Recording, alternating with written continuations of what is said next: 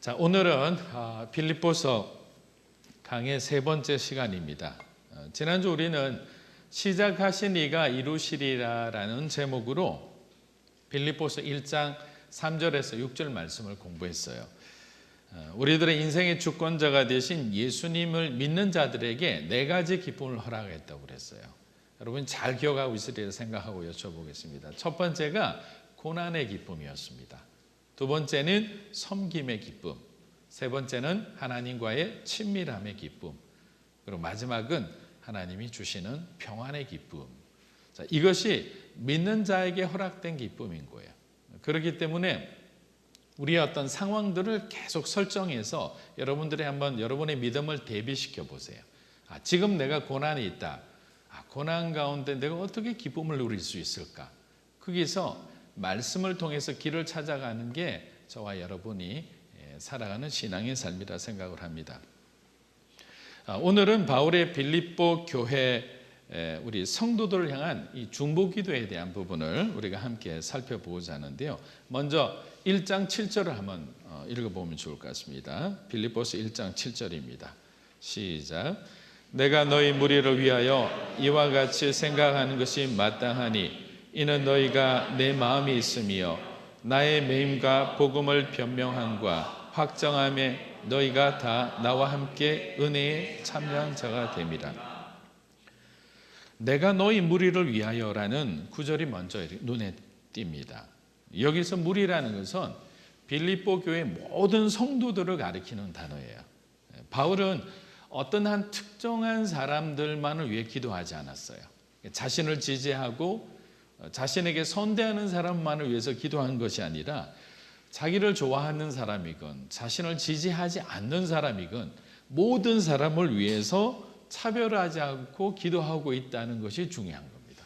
이 단어 자체가 가지는 영적인 의미와 기도하는 저와 여러분에게 주시는 메시지는 아주 큰 거죠. 왜냐하면 기도하는 자가 편견이 있어서는 안 되는 거거든요. 중보기도자가 자신의 어떤 호불호에 따라서 우리의 기도가 변화돼서도 안 되는 거예요. 사실은 우리는 저와 여러분에게 잘 해주는 사람들에 위해서는 기도 제목을 받았을 때 정말 간절히 기도합니다. 근데 반면에 여러분을 계속 비방하고 막 카드라 하면서 소문 만들어내는 사람들의 기도 제목을 누군가를 통해 받았을 때 우리가 그렇게 간절히 기도하는 모습이 사실은 드물잖아요. 어쩔 수 없이 받았으니까 기도는 하는데 그렇게 우리는 약한 사람들이거든요. 근데 바울 사도는 다르게 이야기하는 거죠. 아주 하나님 앞에 정직하고 진실되게 있는 모습 그대로 주는데 왜냐하면 우리는 우리 자신이 항상 피해자라고 생각하는 경우가 많아요. 사실 우리가 상담을 하다 보면 모든 상담하는 사람들이 피해자예요.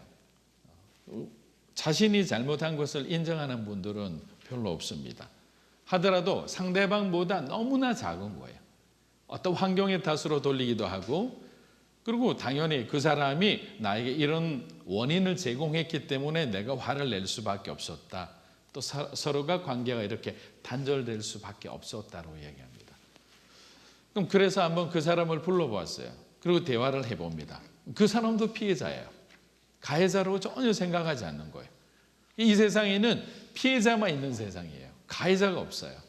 왜냐하면 우리 마음 가운데 그만큼 우리 자신에 대해서 너무 관대한 거예요. 우리 자신을 너무 사랑하는 거죠. 우리 안에 너무나 자기 연민이 강한 거죠. 그리고 내세울 때 내세우지 않는 잘못된 자존심들, 상처와 이렇게 아주 믹스된 잘못된 자존심들이 또한 저와 여러분이 올바로 보지 못하는 그런 영적인 객관성을 잃어버리게 하는 거예요. 그래서 이런 식으로 우리가 신앙의 균형을 잃어버릴 때가 있는 겁니다. 사실 빌립보 교회는 바울이 개척한 교회였잖아요. 근데 바울은 한 사람 한 사람의 사정을 너무나 잘 알고 있어요. 자기가 개척한 교회고 함께 저와 여러분이 이렇게 개척해서 예배를 드리는 건 마찬가지인 거예요. 오랜 시간 동안에 힘들고 어려운 상황들을 겪어왔기 때문에 한 사람 한 사람 섬기는 자의 성품과 인격과 스타일을 다 이해하고 있었어요. 그리고 지금 디모데와 에바브로디도를 통해서 현재 빌립보 교회가 어떤 어려운 가운데 있는 걸 너무나 잘 듣고 알고 있는 거예요. 그럼에도 불구하고 바울은 1장 4절과 7절에 내가 너희 모든 무리를 위하여 기쁨으로 항상 간구함은, 이 말씀을 딱 듣는데 마음이 탁 막히는 거예요. 아, 그렇구나.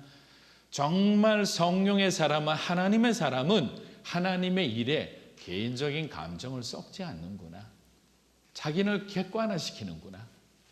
비록 그 사람이 나한테 상처를 주는 사람이더라도 하나님 일하는 데는 다르게 봐야 되는구나. 하나님의 관점으로 봐야 되는구나라는 것을 느끼게 되는 거예요. 아마 이런 마음을 먹었을 거예요. 빌립보 성도들이요, 너희가 나를 좋아하든 좋아하지 않든 관계없이, 너희가 나를 지지하든 지지하지 않든 관계없이 내 마음속에는 너희 모두를 향한 누구의 사랑이 있다고요? 하나님의 사랑이 자리 잡고 있다. 그 사랑으로 내가 너에게 인사하는 거다. 너희를 위해 기도하는 거다. 우리 빌립보서 1장 8절을 보면 잘 알 수 있습니다. 1장 8절 한번 읽어보겠습니다. 시작. 예수 그리스도의 심장으로 너희 무리를 얼마나 사모하는지 하나님이 전시다. 자, 이 편지는 빌립보 교인들에게 언젠가 읽혀지게 되어 있습니다. 이제 에바브로디도가 이걸 들고 갈 거 아니에요. 그리고 빌립보 교회 주일 예배 때 마치 지금 이러한 공간에서 누군가가 대표자가 나와서 바울의 편지를 읽는 것을 한번 상상해 보십시오. 그때 아마 이런 생각을 할 거예요. 어떤 사람들은 분명히 바울 반대하는 측이 있는 사람들은 아마 바울 목사님은 우리를 비난하실 거야. 우리가 생각하는 것이 잘못됐다고 말씀하실 거야. 끝까지 들어봐야 돼. 지금 말씀하시는 이 말씀이, 이 인사가 사실은 바울 목사님의 진심이 아닐 거야. 지금 숨기고 있을 거야. 자기들 마음대로 막 이러쿵저러쿵 생각할 수 있는 거예요. 그런데 바울은 이렇게 표현을 하는 거예요. 인간적인 나의 정을 넘어서 그리스도께서 너희를 사랑하시는 그 마음을 내게 부어주셨다. 그 사랑을 느끼는 순간 내 안에 있는 모든 원망과 서운함과 아픔이 다 사라졌다는 거예요. 지금 내가 너희들에게 고백하고 있는 것은 나의 일그러진 편협한 사랑이 아니라 주님이 너희를 향해서 부어주신 그 사랑으로 내가 너희를 위해 기도하고 있다는 거예요. 다른 말로 하면 우리가 이런 누군가를 위해 기도할 때 이런 마음을 가질 때가 있어요. 불편한 거죠. 불편하면 기도가 안 되는 거예요. 그런데 어느 날 그 사람을 향한 하나님의 사랑이 느껴지기 시작하는 거죠. 너무나 그 사람을 사랑하는 거야. 그러면 우리는 어떤 마음이 드냐면 죄송합니다. 서운한 마음이 드는 거예요. 아니 이렇게 말 안 듣고 사람 정말 공동체에 돌아다니는 곳마다 트러블 메이커가 되는 이 사람을 하나님이 왜 사랑하냐고. 그런데 그 사랑이 느껴지는 순간에 바울은 자기 자신을 버리기 시작한 거죠. 하나님의 사랑만을 받아서 기도하기 시작한 거예요. 우리가 이 비슷한 상황이 있어요. 모세가 이스라엘 백성들의 그 하나님을 향한 패역한 행동을 보고 난 뒤에 화를 냈잖아요. 그런데 하나님은 백성들을 꾸짖지 않고 누구를 꾸짖었죠? 모세를 꾸짖은 거예요. 제가 처음 성경을 읽을 때 정말 이해되지 않은 부분 중에 하나였어요. 아니 이건 누가 봐도 하나님의 판단에 의문을 가질 수밖에 없어요. 아니 한 번도 두 번도 아니고 계속적으로 그 많은 은혜 가운데서 홍해를 건너서 오고 주님께서 정말 구름기둥 불기둥으로 지켜주시고 필요할 때마다 만나와 메추라기를 주시는 좋으신 하나님인데 그들은 자기들이 받은 은혜를 잊어버린 거죠. 만약에 여러분들이 회사에 어떤 손해를 계속 끼치고 있는 반성하지 않는 어떤 사람들이 있는데 계속 또 큰 손실을 저질렀는데 그 사람이 자기의 잘못이 아니고 이 일을 맡긴 자기 사장님 잘못이라고 얘기해. 여러분들이 너무나 화가 나서 그 친구를 불렀어요. 야단을 치는 거예요. 너는 항상 왜 남의 핑계냐? 네가 잘못한 것이 아니냐? 왜 감사할 줄 모르느냐? 여러분이 야단치고 있는데 갑자기 사장님이 오셔서 잠시 와봐라고. 내가 그 사람을 야단치지 않는데 왜 네가 나를 대신해서 야단치느냐? 나는 이 사람을 너만큼 사랑하고 신뢰한다. 나도 내게 다 방법이 있는데 왜 네가 나의 길을 가로막느냐라고 만약에 그분이 여러분에게 그런 조언을 한다. 야단치듯 말씀하신다. 사실 받아들이기 힘들잖아요. 모세가 그런 상황이에요. 근데 모세는 다릅니다. 끝까지 자기 자신을 드러내지 않고 하나님의 뜻을 받아들입니다. 저는 저와 여러분이 한번 이 부분에 대해서 곰곰이 바울과 모세를 통해서 뭔가 우리가 배워야 될 점이 있다고 생각하는 거예요. 왜냐하면 기도라는 것은 주님이 주시는 사랑을 온전히 우리가 흘려보내는 거잖아요. 그런데 그 안에 나의 편견이 있거나 나의 선입견이 있거나 내 감정이 묻어가면 절대로 그 기도는 하나님이 받을 수 없는 거예요. 왜냐하면 우리가 기도자가 되어야 되는데, 통로가 되어야 되는데 우리 자신도 모르게 우리가 기도하면서 재판관이 되어버리는 거예요. 이미 우리는 기도의 방향을 정하고 기도하는 거예요. 그 사람에 대한 미움의 마음을 그대로 갖고 기도하는 거예요. 그냥 하나님이 알아서 변화시켜 주십시오. 그런데 내 마음은 그 기도에 실지를 않아요. 왜? 불편하니까. 그 사람이 변하지 않았으면 좋겠으니까. 마치 요나의 기도와 똑같은 거예요. 니느웨가 너무나 싫은 거예요. 가기도 싫고 보기도 싫고 그 사람들이 잘 되는 거 회복되는 거는 너무나 싫은 거예요. 그냥 왕창 깨져서 고생하면서 힘든 시간을 통해 깨달았으면 좋겠는 거예요. 근데 나는 광야를 그냥 10년, 20년씩 정말 지난하고 힘든 시간을 하나님 다 겪게 하시고 왜 쟤는 뭐 1, 2년도 안 돼서 그냥 확 변해가지고 막 사람들 앞에 칭찬받고 일도 잘 되고 그러면 서운함이 오는 거예요.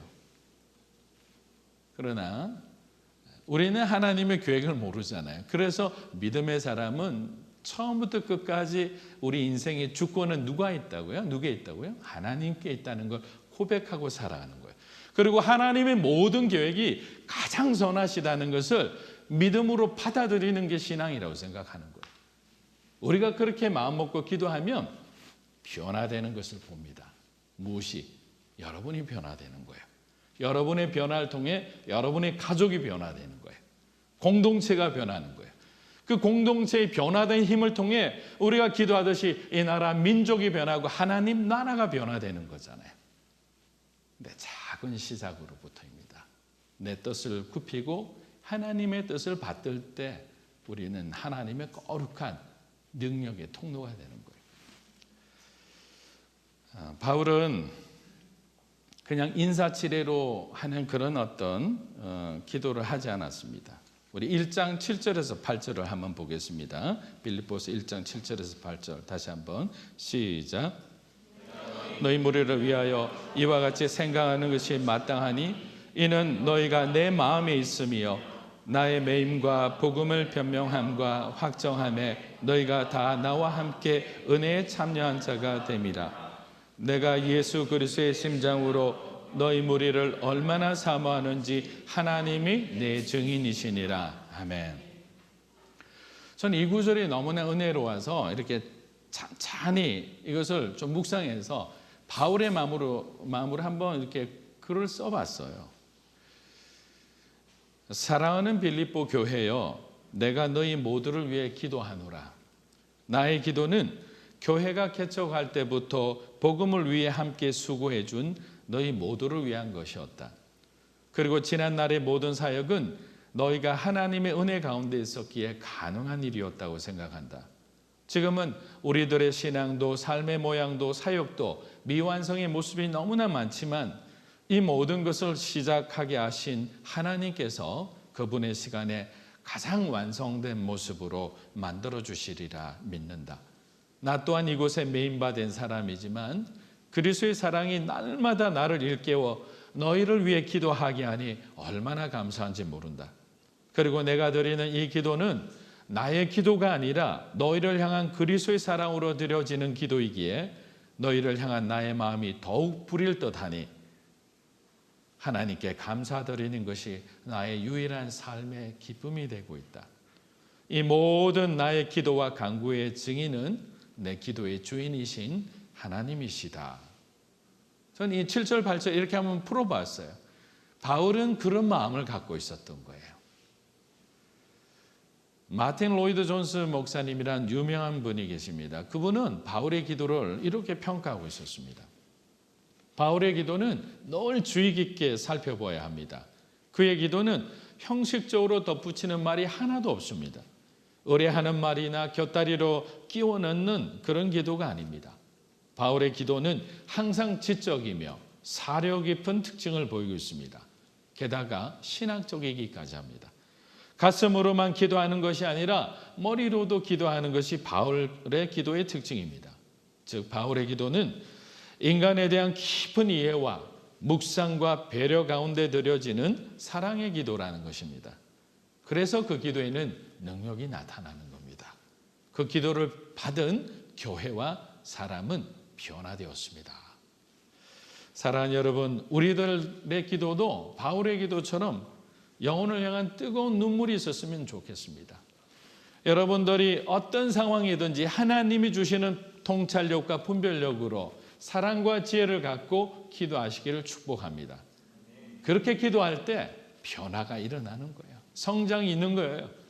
여러분의 자녀나 여러분의 가정과 여러분의 직장과 사업터가 하나님의 주권적인 능력의 손에 의해서 바뀌게 되는 거예요. 우리는 우리의 힘으로는 바꿀 수가 없는 거예요. 바울이 기도하는 핵심은 뭐냐? 성령 안에서 내가 너희를 기도한다. 나 역시도 너희를 미워할 수 있는 존재지만 하나님의 사랑이 부어지니까 그 사랑으로 내가 너희를 위해 간절히 기도하게 된다. 그리고 그 기도는 역사하는 능력이 있는 기도라는 것을 너희가 기억하라라는 거예요. 자, 바울은 9절에 들어가서 빌립보 교회를 위해서 더 구체적으로 기도하기 시작합니다. 우리 1장 9절에서 11절 말씀 한번 보겠습니다. 1장 9절에서 11절 시작. 기도하노라 너희 사랑을 지식과 모든 총명으로 점점 더 풍성하게 하사 너희로 지극히 선한 것을 분별하며 또 진실하여 허물 없이 그리스도의 날까지 이르고 예수 그리스도로 말미암아 의의 열매가 가득하여 하나님의 영광과 찬송이 되기를 원하노라. 자, 9절에서 11절 보면 바울이 세 가지를 놓고 기도하고 있습니다. 첫 번째가 뭐죠? 사랑입니다. 사랑. 기독교의 본질인 사랑을 구하면서 사랑 안에 무엇이 필요하다고 얘기하느냐? 균형이 필요하다는 거예요. 사랑 자체만으로는 안 된다. 그 균형을 맞춰주는 것이 바로 지식과 총명이라고 얘기하는 거예요. 자, 그럼 왜 바울이 사랑으로 충만한 교회가 되기를 먼저 간구했을까요? 우리도 여러분들이 기도할 때 가장 우선순위로 놓는 기도 제목을 한번 보면 왜 기도하는지 아는 거예요. 여러분이 기도하는 대로 되어 있지 않기 때문이에요. 개척 당시에는 얼마나 성령 충만한 교회였나요? 뭐 지금도 다른 교회에 비해서는 굉장히 건강한 교회지만 그런데 지금은 그다지 상태가 좋지 않잖아요. 사랑의 부족함의 현상이 드러나기 시작하는 거예요. 왜냐하면 시기와 질투와 다툼과 분쟁이라는 것은 사랑이 없는 곳에서 일어나는 현상들이에요. 근데 빌립보 교회가 지금 어려움을 겪는 것이 바로 그러한 것들이잖아요. 처음에는 뜨거웠는데, 처음에는 순수했는데, 처음에는 하나님 나라에서 엄청난 열정을 갖고 있었는데 시간이 지나면서 바울과 실라의 부재가 오래되면 오래될수록 점점 사랑이 옅어지기 시작한 거죠. 예수님이 드러나는 것이 아니라 인간의 모습이 드러나기 시작한 거죠. 저와 여러분의 열정이 하나님의 사랑과 은혜보다 더 크게 보여지기 시작하는 거죠. 점점 위험한 그러한 공동체의 모습을 보이기 때문에 사랑에 대한 얘기를 하는 거예요. 사랑이 없는 교회는 껍데기에 불과하다. 아무런 능력이 없다. 사랑의 본질 대신 예수님을 잃어버린 것인데 그 교회에 무슨 생명이 있느냐죠. 사랑이 없다. 그러면 무엇이 없다? 예수님이 없는 거예요.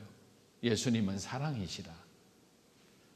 그렇기 때문에 항상 우리는 사랑이 없다는 것은 우리는 정말 주님과 동행하지 못하고 있을 수도 있다라는 영적인 긴장감을 가져야 되는 거예요. 자, 두 번째 바울의 기도는 이러한 그리스도의 사랑 안에 하나님을 아는 지식으로 빌립보 성도들의 삶이 충만해지기를 기도하고 있습니다. 여기서 말하는 지식은 영적인 지식이에요. 세상적인 지식이 아니라 하나님을 알아가는 데 필요한 영적인 지식. 자, 물론 이제 우리가 영적 체험과 은사를 통해서 경험적으로 얻어지는 지식들이 있습니다. 저도 처음에 하나님이 부르실 때는 워낙 말을 안 듣게 생기니까 굉장히 많은 체험을 주셨어요. 뭐 정말 환상도 보고 영적인 여러 가지 은사도 받고. 근데 그것을 받았을 때 처음에는 너무나 황홀했죠. 그러고 난 뒤에 하나님의 은혜에 감사했죠. 근데 시간이 갈수록 어떤 마음이 들냐면 자기 자신이 뭔가 특별하다고 생각하기 시작해요. 다른 사람이 갖지 않은 은사를 가지니까. 기도할 때마다 능력이 일어나죠. 그러면 제가 그래서 은사주의가 얼마나 위험한지를 알아요. 제가 먼저 그런 잘못된 실수의 경험들이 너무나 많았기 때문에. 그래서 스스로 결단을 한 거죠. 이 이상 이대로 가면 정말 나는 위험한 사람 되겠구나. 말씀으로 돌아가자. 말씀 안에서 균형을 잡자. 말씀 가운데서 길을 찾고 보완제로 기도하면서 주신 은사들을 하나님의 질서에 따라서 성령의 인도하심에 따라서 우리가 순종해 나갈 때 그것은 놀라운 능력이 되는데 만약에 그렇지 않으면 우리 자신도 해치고 함께하는 사람들에게도 어려움을 겪는 그런 것들이 되는 거예요.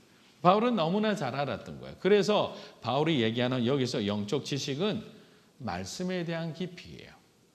말씀에 대한 이해인 거예요. 그래서 저는 여러분들이 성경 공부나 매일 아침마다 하나님이 주시는 큐티 말씀을 소홀히 하지 않았으면 좋겠어요. 오늘 내게 주신 말씀이 있잖아요. 그 생명의 삶을 보면서 오늘 주신 말씀을 통해서 오늘 내가 살아야 될 길을 여러분이 찾아야 되는 거예요. 그렇게 적용해야 되는 거예요. 그렇게 하루하루 살다 보면 처음에는 연약해진 몸인데 사실 믿음도 계속 불안하죠. 평안함이 없는데 근데 말씀을 계속 묵상하고 듣고 성경 공부에 나오는 여러분들 모습 보면요. 여러분이 변해가는 모습을 서로가 알게 되는 거예요. 저는 너무나 잘 알아요. 처음에 이사야 성경 공부를 하거나 어떤 공부를 할 때 좌우에 있는 분에게 인사를 합니다. 여러분 인사하면서 지금 얼굴 상태를 정확하게 다 잘 찍어 놓으시라고. 상태가 얼마나 지금 안 좋은지를 보시고 그러나 11주 후에 우리가 말씀을 다 공부했을 때 변화된 여러분들의 모습을 바라보면서 우리는 하나님 앞에 감사할 수밖에 없다고. 그게 말씀의 능력이에요. 들어가면 들어갈수록 우리 안에 있는 영적인 찌꺼기가 다 배설되게 되는 거예요. 빛이 나는 거예요. 믿음의 사람은 행동으로도 보여지만 여러분의 모습을 통해서도 다른 사람에게 선한 영향력을 끼칠 수 있는 거예요. 똑같이 어려운데 한 친구는 항상 싱글벙글인 거죠. 지금 저 사람이 겪고 있는 상황을 보면 저렇게 웃으면 안 되는데 왜 이렇게 평안이 있을까?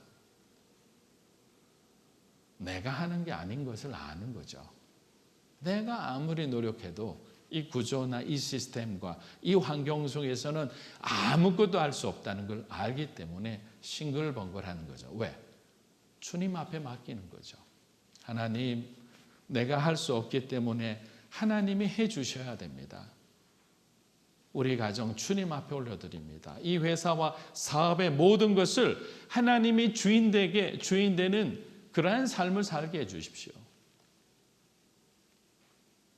그렇게 살아가는 사람은 평안할 수밖에 없잖아요. 여러분 빌립보서 마지막 강의 딱 했을 때 여러분 얼굴을 제가 확인할 거예요. 처음 했을 때 다 찍어놨습니다. 그래서 변화되고 여러분이 정말 하나님이 주시는 그 평안과 그 기쁨을 누리는 감사가 넘치는 신앙이 됐을 때 저는 믿음으로 사는 교회는 하나님이 주시는 간정으로 충만해지리라 믿습니다. 고린도전서 2장 12절에서 13절을 한번 보겠습니다. 고린도전서 2장 12절에 13절 시작.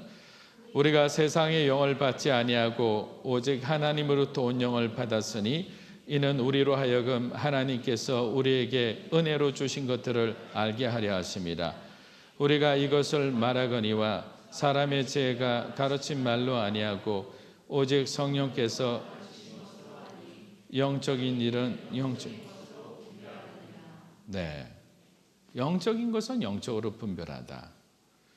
자, 바울이 전하고자 했던 핵심 메시지는 뭐냐면 우리가 누리는 모든 것들이 하나님께서 은혜로 주신 것들을 너희들이 잊어서는 안 된다는 거예요. 빌립보 교회에 문제가 생긴 건 뭐냐면 하나님이 주신 은혜를 잊어버린 거예요. 자기 자신이 드러나기 시작한 거예요. 그래서 1장 12절에 나오는 하나님께서라는 이 단어는 너무나 중요한 주어인 거예요. 자, 교회가 성장하자 교회 리더십들이 하나님보다 자신을 드러내기 시작합니다. 하나님께서 여러분에게 시간과 물질과 재능을 주셨는데 자신들의 것으로 헌신했다고 생각합니다. 그러면 우리는 높아질 수밖에 없어요. 그리고 그렇게 교회가 성장하고 우리들의 삶이 풍요롭게 된 것은 주님의 은혜인데 그 은혜도 잊어버리기 시작한 거죠. 정말 위험한 그리스도인들이 우리는 자신도 모르게 그렇게 변화가고 있는 거예요. 그런데 이 모든 원인은 영적인 무지라고 생각한 거죠. 지식이 없어서 망하는도다. 그렇기 때문에 여러분들이 은혜 받는 자리를 소홀히 하지 말고 항상 말씀 가운데 서 있는 여러분들이 되기를 주의 이름으로 축복합니다. 마지막 세 번째는 총명을 위해서 기도했습니다. 근데 이 총명은 총명이라면 사실 이렇게 확 와닿지는 않잖아요. 그걸 풀어서 말하면 분별력, 판단력이에요. 하나님이 주시는 분별력, 판단력. 근데 하나님의 사랑이 이 분별력과 판단력을 만나게 되면 엄청난 영적인 힘을 갖게 되는 거예요. 사실 우리 분별 없는 무책임한 사랑은 항상 불행을 가져오는 거예요. 사랑은 다 좋은 게 아니에요. 분별이 있어야 돼요. 하나님이 허락하실 때 그 사랑을 풀어내야 되는 거예요. 분별 없는 선행과 열심과 열정은 공동체에 갈등을 줍니다. 헌신은 하는데 상처만 받는 거예요. 내가 앉을 때, 일었을 때, 행해야 될 때 그걸 우리가 잘 알아야 되는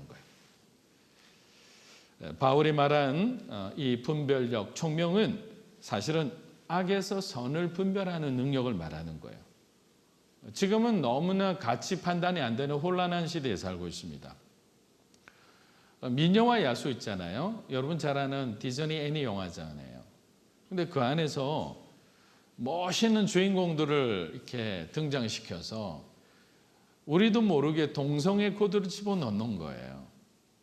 사람들은 어떻게 생각하냐면 주인공들이 너무나 매력적이니까 그런 상황 자체가 처음에는 혐오스럽게 느끼겠다가 반복적으로 그런 코드가 영화나 미디어를 통해서 노출이 되니까 자연스럽게 받아들이는 거예요. 그리고 엉뚱한 용기를 줘서 커밍아웃 하는 거예요. 내가 동성애자라고 고백하고 커밍아웃 하는 것이 아니라 잘못된 것을 갖고 하나님 앞에 나아가야 되는 사람이 세상 가운데 나서 나는 이렇게 살 거라고 그렇게 자기 자신을 드러내는 거예요. 이게 다 뭐냐? 이런 가치 판단이 안 되는 세상 가운데 있는 분별력 없는 사람들이 저지르는 어리석은 행동인 거예요. 그래서 크리스찬들은 이러한 부분을 절대적으로 타협해서는 안 되는 거예요. 저는 어렵고 힘든 시간일수록 광야에 외치는 자의 소리가 필요하다고 생각합니다. 소리가 죽어가고 있는 거예요. 우리 마가복음 1장 3절에서 5절 말씀 한번 보겠습니다. 마가복음 1장 3절에서 5절 시작. 광야에 외치는 자의 소리가 있어 이르되 너희는 주의 길을 준비하라. 그의 오실 길을 곧게 하라. 기록된 것과 같이 세례 요한이 광야에 이르러 죄 사함을 받게 하는 회개의 세례를 전파하니 온 유대 지방과 예루살렘 사람이 다 나아가 자기 죄를 자복하고 요단강에서 그에게 세례를 받으라. 얼마나 희망의 메시지입니까? 사랑하는 여러분, 소리가 들리니까 사람들이 나오게 돼 있는 거예요. 회개의 복음이 전해지니 온 유대 지방과 예루살렘 사람들이 자기네 어떤 상황과 처지를 보지 않고 그냥 달려 나오는 거예요. 말씀은 그렇게 능력이 있는 거예요. 바울은 빌립보 교회가 하나님의 소리와 세상의 소리를 분별하기 원하는 거죠. 그래서 총명을 놓고 기도하는 거예요. 여러분, 소리가 섞이기 시작하니까 갈등과 분열이 일어납니다. 소리를 분별하지 못하니 우리가 그 문제를 해결하지는 못하는 거예요. 그래서 바울은 빌립보 교회를 위해서 지금 이 모든 처한 상황을 하나님의 관점으로, 하나님의 통찰력으로 정확하게 파악하고 있기 때문에 그들에게 이 세 가지 기도를 한 거죠. 첫 번째는 무엇을 위해 기도했나요? 사랑을 위해서 기도했습니다. 두 번째는 그들에게 영적 지식이 충만하기를 기도했어요.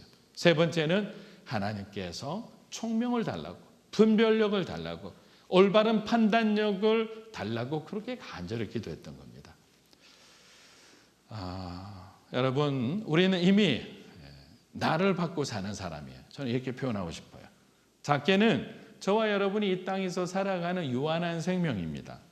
어떤 분들은 저보다 더 오래 사시는 분도 계시고, 어떤 분들은 우리가 조금 더 일찍 주님 품으로 안길 수도 있습니다. 하지만 본질적인 것은 인간의 날은 사실 우리한테는 관심사가 아니에요. 10절에서 말하는 그리스도의 날이, 그 날을 바라보고 살아가는 거잖아요.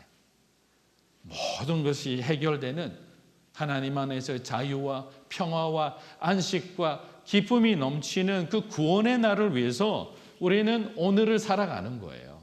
근데 만약에 그 날을 보지 못하면 우리의 오늘은 불행해질 수밖에 없어요. 어두워질 수밖에 없어요. 희망이 없잖아요. 근데 그 날이 느껴지면 여러분의 삶은 바뀔 수밖에 없는 거예요. 그 날을 향해 맞춰지는 거예요. 그 날을 향해 우리 인생의 생각과 마음과 모든 것이 조정되어서 가는 거예요. 그래서 우리는 우리의 오늘이 희망의 빛으로 밝게 빛나는 삶을 살 수 있는 겁니다.